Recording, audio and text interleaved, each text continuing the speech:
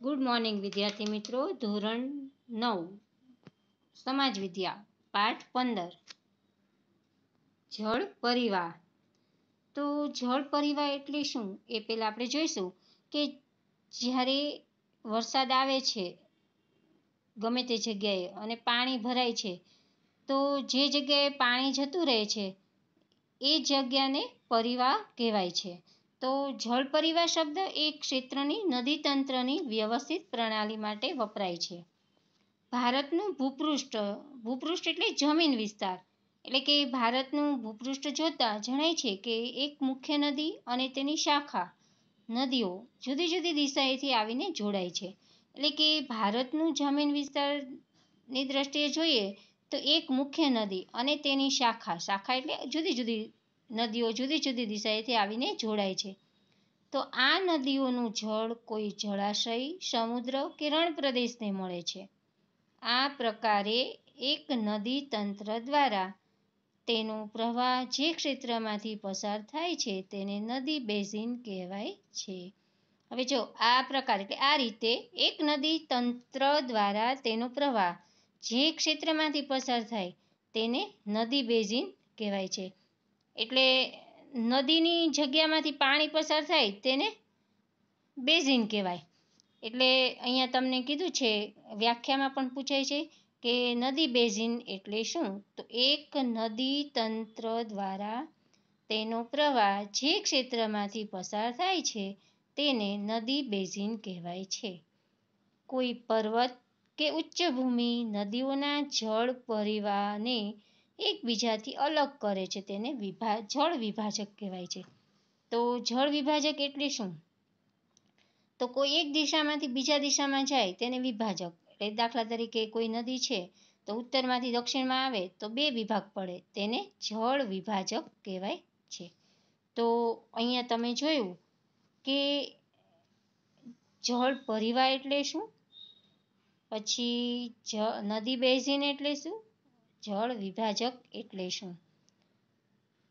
હવે અહીંયા તમને આપ્યું છે કે આટલું જાણવા મળશે તો એ તમે અગત્યનું છે. વિશ્વમાં સૌથી મોટો નદી બેઝિન એમેઝોન નદીનો છે. હવે જો તમને ખાલી જગ્યામાં પણ પૂછાય, જોડકામાં પણ પૂછાય કે ખરા ખોટામાં પણ પૂછાય છે. ભારતનો સૌથી મોટો નદી બેઝિન ગંગા નદીનો છે. એટલે કે વિશ્વનો સૌથી મોટો એમેઝોન છે નદીનો અને ભારતનો છે ગંગા. હવે અહીંયા તમને આગળ આપ્યું છે કે ભારતનો જળ પરિવાહ.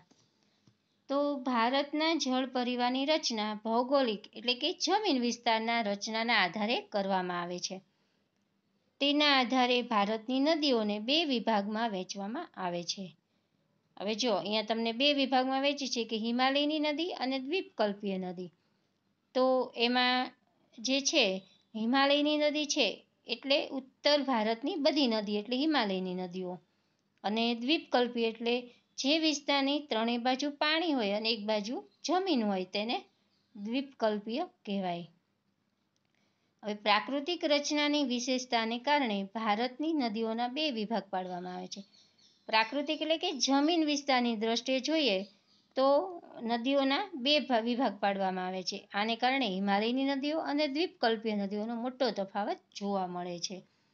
હિમાલયની નદીઓમાં જળ પ્રવાહ કાયમી જોવા મળે છે.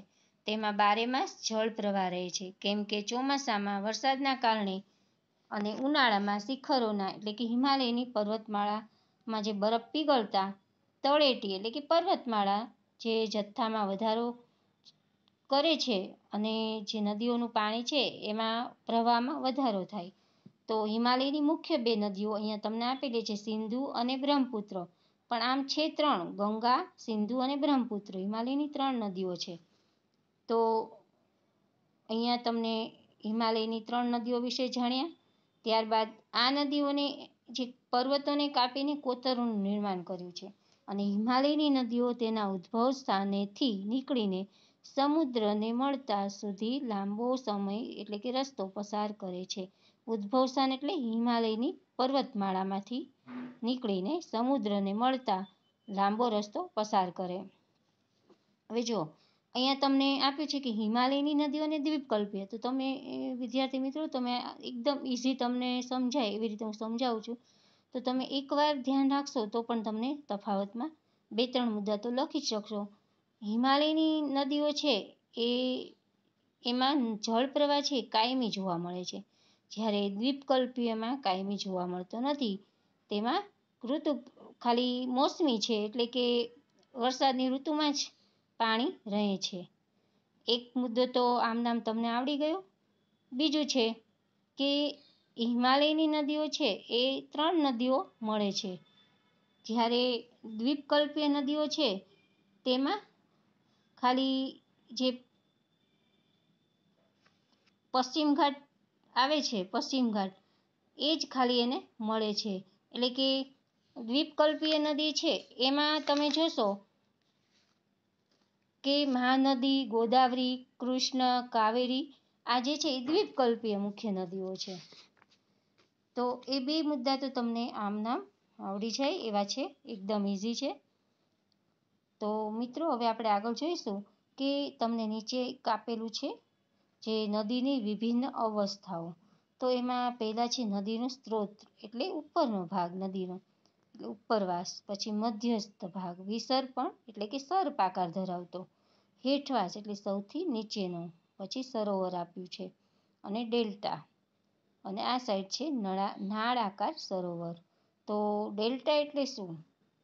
તો નદીનું પાણી જ્યારે સમુદ્રમાં ભળે ત્યારે નાના ટુકડા રહી જાય છે, જે નાના ટુકડાઓ રહી જાય છે તેને ડેલ્ટા કહે છે. અને નાળ આકાર સરોવર તો ઘોડાની નાળ એટલે કે યુ આકારનો શેપ પડે છે. હવે અહીંયા તમને આપ્યું છે કે સહાયક નદી એટલે કે વૃક્ષાકાર પ્રણાલી, જાળીયાકાર રૂપરચના, કેન્દ્રત્યાગી રૂપરચના અને આયતાકાર રૂપરચના. 4 તમને અહીંયા દેખાડેલું છે. તો મિત્રો હવે આપણે આગળનું પેજ છે એના પછીનું એ આપણે જોઈશું. હવે નદીની પરિવાહની 3 અવસ્થા છે, તો ઉપરવાસ, મધ્યસ્થ ભાગ અને હેઠવાસ. તો તમને જે આગળ જોઈ ગયા એ અહીંયા તમને વિગતવાર સમજાવ્યું છે. જ્યારે પર્વતીય ક્ષેત્રમાંથી નીકળે છે ત્યારે ત્યાં તીવ્ર ઘસારણ થાય છે, એટલે કે સખત ઘસારો થાય. અહીંથી પોતાની સાથે પુષ્કળ પ્રમાણમાં રેતી અને કાપ વહાવી જાય છે. એટલે પાણી એકદમ ઉપરથી નીકળે, નીચે આવે ઢાળમાંથી, એટલે બધું પાણી નીચે આવવા માંડે અને કાપ અને રેતી હોય એ સાથે સાથે લેતી જાય છે. અને મધ્યસ્થ ભાગ તથા હેઠવાસમાં જ્યારે નદીનો પ્રવાહ ધીમો પડે છે, કેમ કે ઉપરથી એકદમ ફાસ્ટ પાણી આવે ને પછી નીચે ધીમે ધીમે આવવા માંડે, કેમ કે ત્યાં રેતી ને કાપ ને બધું અટકાતું આવે છે. અહીં તેઓનું અપવહન છે વિસર્પી આકાર જોવા મળે છે, એટલે કે પરિવહન, અપવહન એટલે પરિવહન, સર્પાકાર જોવા મળે. નદીઓના વિસર્પણને કારણે, વિસર્પણ એટલે વાંકી ચૂકી, પૂરના પ્રભાવથી મેદાનોમાં ઘોડાની નાળ જેવા આકાર સરોવર રચાય છે. મુખ પ્રદેશ આગળ નદી અનેક શાખાઓમાં વિભાજિત થાય છે. મુખ પ્રદેશ એટલે જ્યાં નદીનું પ્રમાણ સમુદ્ર જળાશયમાં ભળે છે તેને મુખ પ્રદેશ કહેવાય. કાળક્રમે આ વિભાજિત ભાગ ત્રિકોણ આકારના અતિશય રસાળ ફળદ્રુપ ભાગમાં રૂપાંતર પામે છે, જેને ડેલ્ટા કહે છે. કાળક્રમે, તમે આ શબ્દ સાંભળ્યો હશે, પણ અમુક સમય પસાર થાય પછી આ વિભાજિત ભાગ ત્રિકોણ આકારના અતિશય રસાળ ફળદ્રુપ ભાગમાં રૂપાંતર પામે છે, જેને ડેલ્ટા કહે છે. હવે આગળ તમે જોઈશો, પહેલા આપણે હિમાલયની નદીઓ વિશે જાણ્યા. હવે દ્વીપકલ્પીય નદીઓ.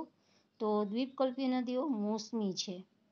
મોસમી એટલે માત્ર ચોમાસાની ઋતુમાં જ આવતી હોય છે, કારણ કે તેનો જળ જથ્થો માત્ર વરસાદ પર આધારિત હોય છે. એટલે કે જ્યારે વરસાદ હોય ત્યારે દ્વીપકલ્પીય નદીઓમાં પાણી હોય છે, બાકી હોતું નથી. શુષ્ક ઋતુ દરમિયાન તેનો પ્રવાહ ઘટી જાય છે અથવા બંધ થઈ જાય છે. શુષ્ક ઋતુ એટલે સૂકી ઋતુ દરમિયાન, એટલે જ્યારે વરસાદ ન હોય અને સૂકી ઋતુ થઈ જાય એટલે એમાં પ્રવાહ બંધ થઈ જાય. હિમાલયની નદીઓની સરખામણીમાં આ નદીઓની લંબાઈ પણ ઓછી છે, તેમજ આ નદીઓ છીછરી છે. એટલે દ્વીપકલ્પીય નદી છે છીછરી એટલે ઊંડી ન હોય તેવી. ઊંડી ન હોય એટલે પાણી તરત બધું જતું રહે, વહેવા માંડે એટલે ખાલી થઈ જાય. ભારતની પ્રાકૃતિક રચના તેમજ પ્રાકૃતિક એટલે જમીન રચના તેમજ પહાડોના ઢોળાવના કારણે મોટાભાગની દ્વીપકલ્પીય નદીઓ પશ્ચિમ ઘાટમાંથી નીકળીને પૂર્વ તરફ વહી બંગાળાની ખાડીને મળે છે. દ્વીપકલ્પીય નદીઓ માટે પશ્ચિમ ઘાટ એ મુખ્ય જળ વિભાજક બને છે. પશ્ચિમ ઘાટ એટલે પશ્ચિમ તરફ આવેલો ઉચ્ચ પ્રદેશ છે.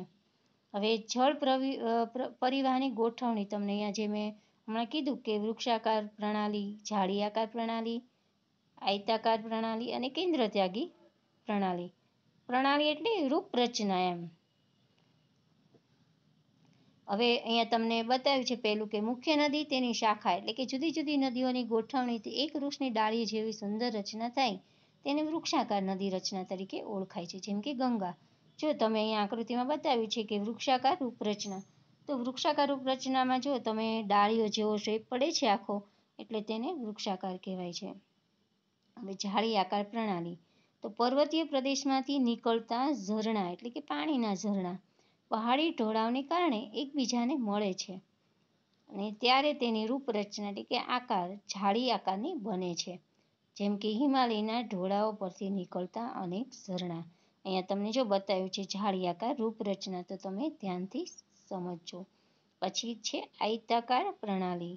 મુખ્ય નદી અને શાખા નદીઓ એટલે કે જે મુખ્ય નદી છે અને એની સાથે બધી અલગ અલગ નદીઓ છે જુદી જુદી એકબીજાને કાટખૂણે મળે છે, તો તેને રૂપરચનાને આયતાકાર રચના કહેવાય છે. મોટાભાગે ફાટખીણમાંથી વહેતી નદીઓ આ પ્રકારની રૂપરચના ધરાવે છે. જેમ કે નર્મદા. હવે છે કેન્દ્રત્યાગી પ્રણાલી એટલે કે પર્વતાકાર.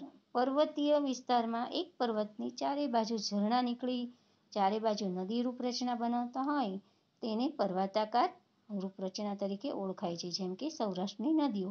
તો જો અહીંયા તમને પર્વતાકાર એટલે કે એક પર્વતની ચારે બાજુથી ઝરણા, જો અહીંયા પર્વત જેવો શેપ આપ્યો છે ઉપર ઢોળાવા જેવો, અને બધી બાજુથી એમાં રૂપરચના બનાવતા હોય છે, તો તેને પર્વતાકાર નદી રૂપરચના તરીકે ઓળખાય છે. હવે આગળ આપણે જોઈશું, તમને અહીંયા નકશો આપેલો છે, તો નકશામાં તમે જોજો કે અહીંયા તમને ભારતના નકશામાં વચ્ચોવચ્ચ આડી લાઈનમાં કર્કવૃત બતાવ્યું છે. કર્કવૃત છે એની ઉપરનો ભાગ છે એ ઉત્તર ભારતનો ભાગ એટલે કે હિમાલયની નદીઓ છે, અને નીચે છે દ્વીપકલ્પીય નદીઓ છે. તો દ્વીપકલ્પી આપણે સમજ્યા કે જેને ત્રણેય બાજુ પાણી હોય, નદી હોય અને એક બાજુ જમીન હોય, તો તેને દ્વીપકલ્પીય કહેવાય. તો અહીંયા મિત્રો બંગાળાની ખાડી છે એ પૂર્વ તરફ છે, પછી હિન્દ મહાસાગર દક્ષિણ તરફ છે અને પૂર્વ બાજુ અરબ સાગર છે. તો અને ઉપરનો ભાગ જમીનનો છે એટલે ત્યાં દ્વીપકલ્પીય કહેવાય. હવે આપણે જોઈશું કે પેલું છે હિમાલયની નદીઓ. તમને અહીંયા વિગતવાર બતાવ્યું છે હિમાલયની નદીઓ. તો હિમાલયની નદી છે એ સિંધુ, ગંગા અને બ્રહ્મપુત્ર હિમાલયમાંથી નીકળતી મુખ્ય નદીઓ છે, અને આ નદી છે એ લાંબી છે તેમજ અનેક શાખા નદીઓ તેમને મળે છે. કોઈ એક મોટી નદી તથા તેની શાખા નદીઓ એકબીજાને મળે ત્યારે જે સ્વરૂપ રચાય છે તેને જળ પરિવાહ પ્રણાલી કહેવાય છે. હવે એમાં આપણે હિમાલયની નદીઓ છે જે ત્રણ મેં તમને કીધું હતું કે સિંધુ, બ્રહ્મપુત્ર અને ગંગા, તો એના વિશે આપણે જોઈશું કે સિંધુ નદીનું ઉદ્ગમ સ્થાન તિબ્બતમાં આવેલ માનસરોવરની નજીક છે. પ્રથમ તે પશ્ચિમમાં વહીને ઉત્તર છે એ પશ્ચિમ તરફ ગતિ કરે છે અને તે લદાખ કેન્દ્રશાસિત પ્રદેશના લેહ જિલ્લામાં પ્રવેશ કરે છે. સિંધુ નદી છે એ બાલ્ટિસ્તાન તથા ગિલગિટ ક્ષેત્રમાં વહી અટક આગળ પર્વતીય ક્ષેત્રમાંથી બહાર નીકળે છે, અને સતલુજ, બિયાસ, રાવી, ચિનાબ અને ઝેલમ તેને મળતી શાખા નદીઓ છે. અને આ પાંચે નદીઓ પાકિસ્તાનના મિઠાનકોટ પાસે સિંધુ નદીને મળે છે. તમને હું હમણાં મેપ સમજાવીશ થોડુંક શોર્ટમાં, તમે સમજજો એટલે તમને ખ્યાલ આવી જશે. આગળ આપણે જોઈશું કે ગંગા નદી પ્રણાલી. તો ગંગા નદી પ્રણાલીમાં આપણે જોઈશું કે હિમાલયની ગંગોત્રી હિમનદીમાંથી નીકળે ભાગીરથી અને અલકનંદા દેવપ્રયાગ માટે કે ઉત્તરાખંડ પરસ્પર મળે છે.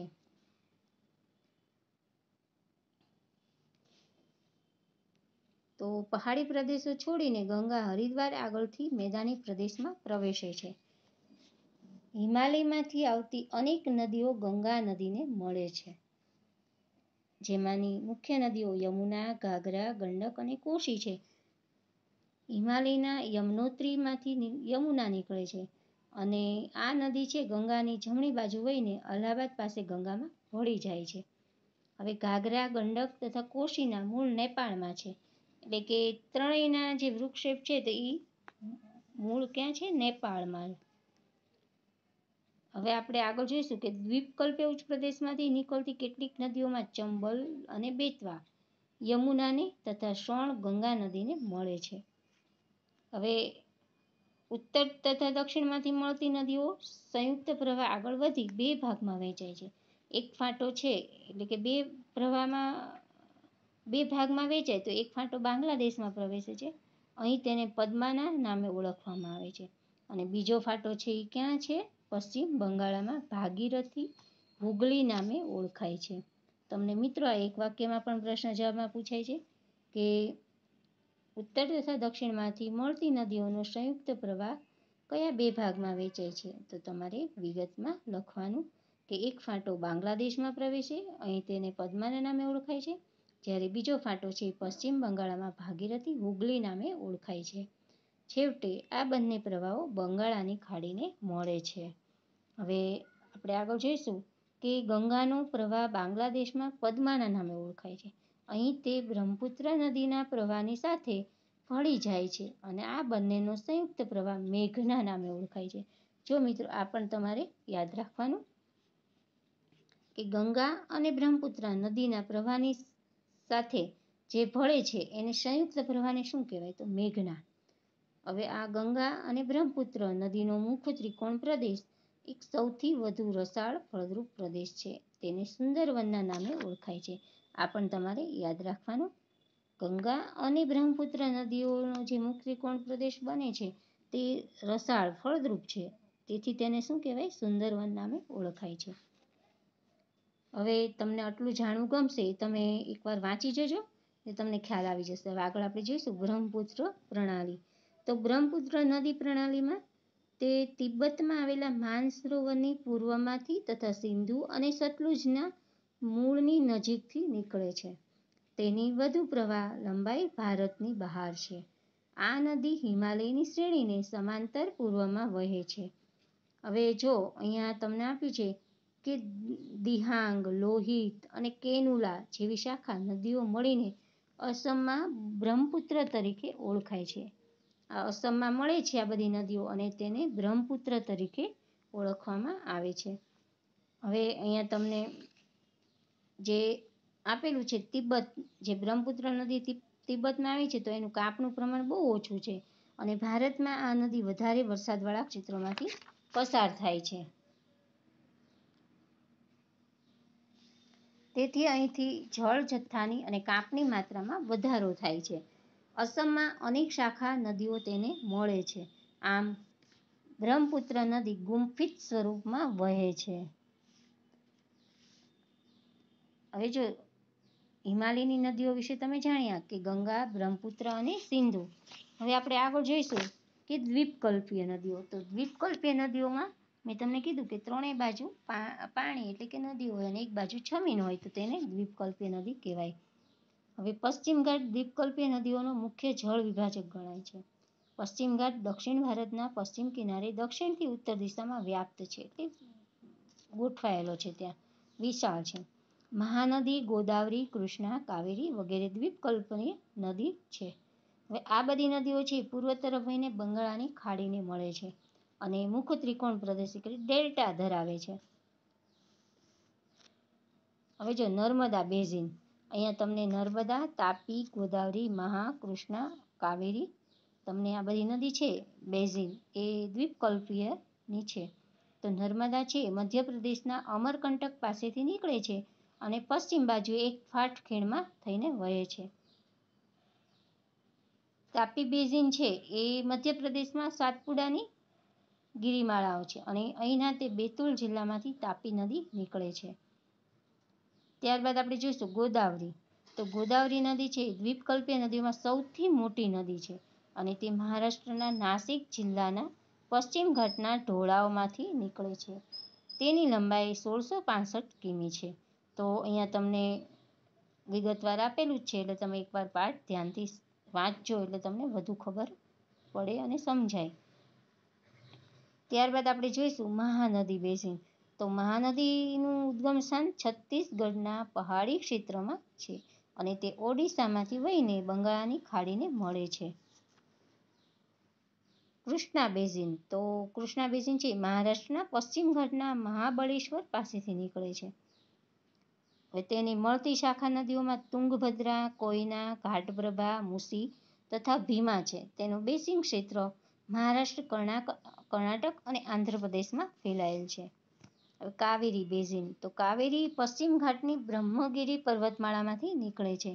તેની લંબાઈ લગભગ 760 કિમી છે અને તેને મળતી શાખા નદીઓ છે અમરાવતી, ભવાની, હેમાવતી તથા કાલિની છે અને તેનું બેઝિન ક્ષેત્ર કેરળ, કર્ણાટક અને તમિલનાડુમાં વ્યાપ્ત છે. હવે જો આ સિવાય અન્ય નાની નદીઓ પણ છે જે પૂર્વ તરફ વહીને બંગાળાની ખાડીને મળે છે, જેમાં દામોદર, બ્રાહ્મણી, વૈતરણી અને સુવર્ણરેખાનો સમાવેશ થાય છે. હવે મિત્રો આપણે જોઈશું કે સરોવરો. આપણે હિમાલયની નદીઓ જોયું, દ્વીપકલ્પીય જોયું અને હવે પછી આપણે જોઈશું સરોવરો. તો સરોવર છે એમાં ભારતમાં અનેક નાના મોટા સરોવરો આવેલા છે, મીઠા પાણીના અને ખારા પાણીના. મીઠા પાણીના સરોવરો હિમાલયના પહાડી વિસ્તારમાં જોવા મળે છે. મોટાભાગના સરોવરમાં ચોમાસા દરમિયાન પાણી હોય છે. શુષ્ક ક્ષેત્રોમાં અંતઃસ્થળીય નદીઓ વડે, શુષ્ક એટલે સુકાયેલા ક્ષેત્રોમાં, એટલે કે સુકાયેલું જ્યારે હોય, વરસાદ ન હોય, પાણી ન હોય ત્યારે તે નદીઓ વડે હિમાલયના ક્ષેત્રોમાં સરોવરની રચના હિમનદીથી થયેલી છે. કેટલાક સરોવરો પવન, નદીઓ અને માનવ પ્રવૃત્તિને કારણે રચાયેલા છે. વિસર્પી નદીઓમાં પૂરના પ્રકોપના કારણે ઘોડાની નાળ જેવા સરોવરો રચાય છે. જો અહીંયા તમને વિસર્પી એટલે સર્પાકાર નદીઓમાં પૂરના પ્રકોપના કારણે તે ઘોડાની નાળ જેવો શેપ રચાય છે. હવે સમુદ્રની ભરતીના કારણે લઘુન સરોવરો રચાયેલા છે. જો તમારે આ પણ ટીક કરજો, અંડરલાઈન કરજો. સમુદ્રની ભરતીના કારણે લઘુન સરોવરો રચાયેલા છે. ચિલ્કા, કોલેરુ અને પુલિકટ આ પ્રકારના સરોવરોનું ઉત્તમ ઉદાહરણ છે. હવે જો રાજસ્થાનમાં આવેલું સાંભર સરોવર ખારા પાણીનું સરોવર છે, જેમાંથી મીઠું પકવવામાં આવે છે. તો મિત્રો અહીંયા પણ અંડરલાઈન કરજો અને આ ક્વેશ્ચન તમારે મોસ્ટ આઈએમપી છે કે ખારા પાણીનું સરોવર ક્યાં આવેલું છે અથવા એનું નામ શું છે, તો સાંભર સરોવર અને રાજસ્થાનમાં આવેલું છે. હવે મીઠા પાણીના સરોવરો હિમાલયના ક્ષેત્રમાં છે, જે હિમનદી દ્વારા નિર્માણ પામ્યા છે. જે તે સમયે હિમનદીના ગર્તમાં પાણી ભરાવાથી સરોવરો રચાય છે. તો હિમનદીનો બરફ પીગળી જાય અને અહીં સુંદર સરોવરો બને છે. અને કાશ્મીરનું જે વુલર સરોવર છે, ભૂગર્ભીય ક્રિયા દ્વારા રચાયેલું છે. તો કાશ્મીરનું કયું સરોવર છે? વુલર, જે મીઠા પાણીનું છે. આ સિવાય દલ, ભીમતાલ, નૈનીતાલ, લોકતાલ અને બડાપાની વગેરે સરોવરો ક્ષેત્રમાં જોવા મળે છે. હવે મિત્રો આપણે સરોવર જાણ્યું, ખારા પાણીનું અને મીઠા પાણીનું. તો હવે આગળ આપણે એનો ઉપયોગ શું છે, સરોવર હોય તો એને કઈ રીતે ઉપયોગી છે. તો સરોવરો માનવીને અનેક રીતે ઉપયોગી છે. કેટલીક નદીઓ સરોવરમાંથી ઉદ્ભવે છે. જ્યાં વધુ વરસાદ પડે છે તેવા ક્ષેત્રોમાં આવેલા સરોવરોમાં વધારે પ્રમાણમાં જળ સંચિત કરી શકાય છે અને જળ સંચિત કરેલા જળનો ઉપયોગ સિંચાઈ અને અન્ય ઉપયોગ માટે થાય છે. સરોવરમાં આપણે પાણી સંગ્રહ કરેલું હોય તો દુષ્કાળ સમયે પણ આપણને ઉપયોગી થઈ શકે છે. કેટલાક સરોવરો જળ વિદ્યુત ઉત્પાદન માટે પણ ઉપયોગી થાય છે. પછી ઘણા સરોવરો તો કુદરતી સૌંદર્યમાં આપણે જે કંઈ પણ વાવ્યું હોય તો એ પણ એમાં કંઈ પણ આપણે છોડ કે ઝાડ વાવ્યું હોય તો એમાં પણ પાણી જે સાચવી રાખ્યું હોય આપણે સરોવરમાં, એ આપણને કામ આવે છે. પરિણામે આવા સરોવરો સહેલગાહ તરીકે વિકસિત થયા છે. સરોવરો મત્સ્ય પ્રવૃત્તિ અને પ્રવાસન સ્થળો તરીકે મહત્વના બની રહ્યા છે. હવે નદીઓનું આર્થિક મહત્વ. તો માનવ ઇતિહાસમાં નદીઓનું સૌથી વધુ રહ્યું છે મહત્વ. નદીઓનું પાણી કુદરતી સંસાધન છે માનવીની ઘણી બધી પ્રવૃત્તિઓ માટે અનિવાર્ય છે. તેણે માનવીની પ્રાથમિક જરૂરિયાતો સંતોષી છે કે નદી એમ નદીનું મહત્વ આમાં તમને સમજાવ્યું છે. ખેતી અને ઉદ્યોગના વિકાસ નદીના કારણે જ થાય છે. પ્રાચીન સંસ્કૃતિઓ પણ નદીને આભારી છે. મોટા શહેરો નદી કિનારે વિકાસ પામ્યા છે, જેમ કે દિલ્હી, કોલકાતા, અમદાવાદ, ભરૂચ અને સુરત. આ બધા શહેરો છે એ નદી કિનારે વિકસેલા છે. ભારત જેવા કૃષિ પ્રધાન દેશની કૃષિના વિકાસ માટે નદી એ પાયો ગણવામાં આવે છે. જો ભારત કેવો દેશ છે? કૃષિ પ્રધાન દેશ. તો એ પણ તમને યાદ રાખવાનું છે. આધુનિક સમયમાં તેના જળનો ઉપયોગ પીવા માટે, સિંચાઈ માટે, જળ વિદ્યુત માટે અથવા નૌકા વિહાર માટે પણ થાય છે. હવે આગળ તમને દેખાડે છે કે નદી પ્રદૂષણ.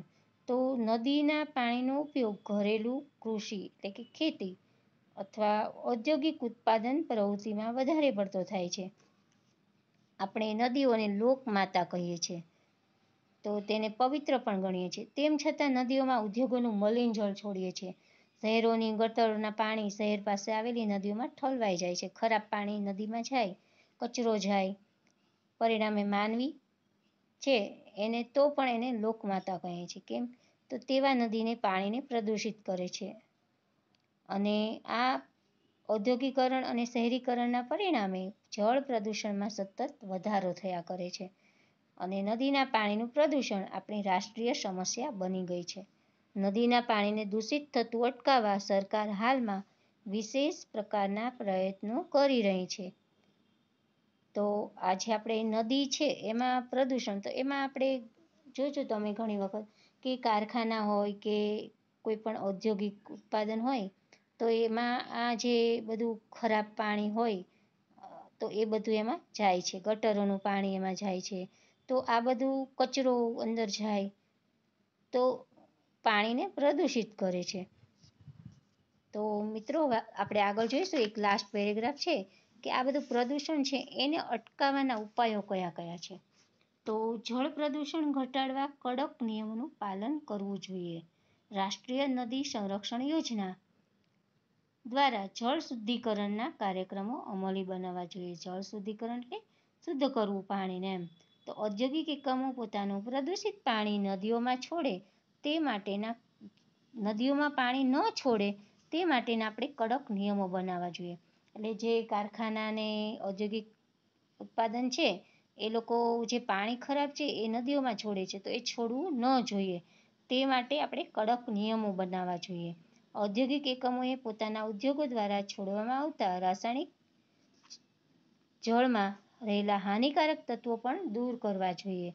દરેક નાગરિકે નદીમાં સ્વચ્છ પાણી રહે તે માટે ઘરનો કચરો નદીના પાણીમાં ન ભળે તેની કાળજી રાખવી જોઈએ.